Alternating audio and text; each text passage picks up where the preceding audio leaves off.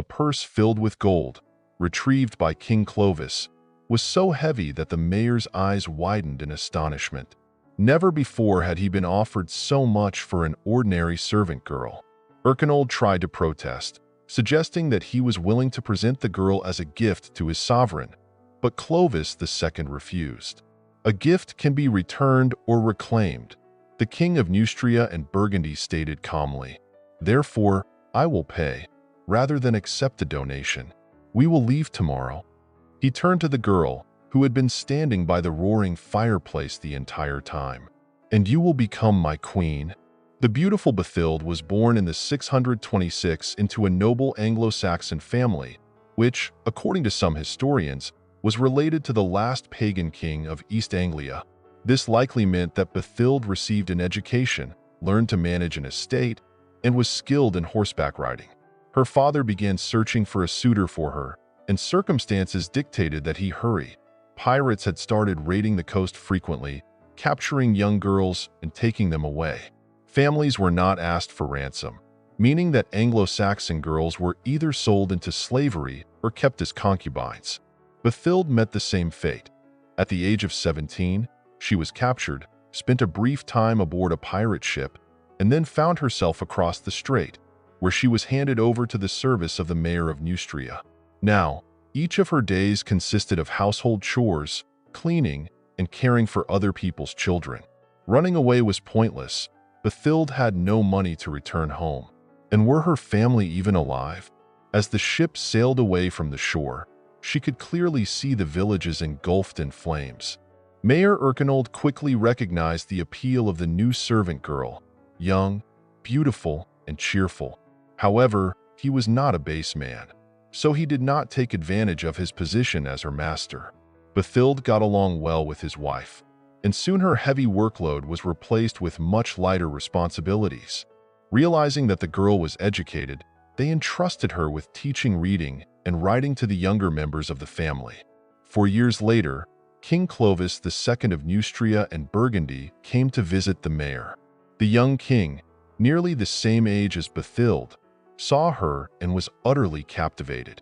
The ruler had never been married and had never truly fallen in love until that moment in Erchinoald's house. Clovis offered his mayor a purse of gold in exchange for Mathilde. After some reluctant sighs, Erchinoald yielded the girl. The smitten king proposed that Mathilde become his wife. They were married a year later, and a golden crown now shone atop the girl's heavy braids. Neustria and Burgundy recognized their new queen. For a while, Mathilde remained in the shadow of her husband. She was still adjusting to her new position, and much of her time was consumed by the children. Clovis and his wife welcomed 3 sons in succession: Clotaire, Hilderic, and Theodoric. But gradually, Mathilde's voice grew stronger. Having survived slavery, she convinced her husband that all Christian captives who entered the kingdom should be freed. There was no argument against this, and Clovis agreed. Queen Mathilde became a patron of monasteries and generously distributed funds to the poor.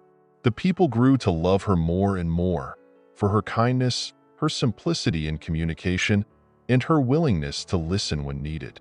The beautiful, pious queen of Neustria and Burgundy was respected far more than her husband. The truth was that Clovis, on the other hand, was rapidly losing popularity. He was known for doing nothing. Most of his days were spent in drunkenness and idleness. He even became the first of the Merovingians to travel not on horseback but in a carriage. However, those sympathetic to the king noted that Clovis was unwell. Yes, he suffered from fits resembling epilepsy, but that didn't stop him from indulging in debauchery and feasting. In the autumn of the year 657, King Clovis passed away. His eldest son, Clotaire, had just turned 7 and was too young to rule. Around the same time, Mayor Erchinoald also died. Who could Mathilde turn to for support? Among all the high-ranking Franks, the queen chose to ally with Ebroin. He was related to Erchinoald's wife, meaning he belonged to a family that Mathilde knew and respected. Without hesitation, the queen appointed Ebroin as the new mayor. When a similar position opened in Burgundy, she handed it over to her trusted ally. Thus, Ebroin came to wield power over two vast territories, Neustria and Burgundy. However, Bathilde's right hand began to act too independently. Bathilde realized she had made a mistake when it was already too late. The Burgundians hated Ebroin and threatened rebellion. While in the Merovingian royal palace, the mayor acted as if it were his own home. He openly showed disrespect toward Bathilde and sought to exert control over the young King Clotaire III, the queen's son. In Paris, a conspiracy was brewing, led by Bishop Sigebrand. Without hesitation, Bathilde joined the rebels. But the rebels were not as skilled in intrigue as their opponent. The conspiracy failed, the bishop was sentenced to death, and Queen Bathilde was forced to leave Paris.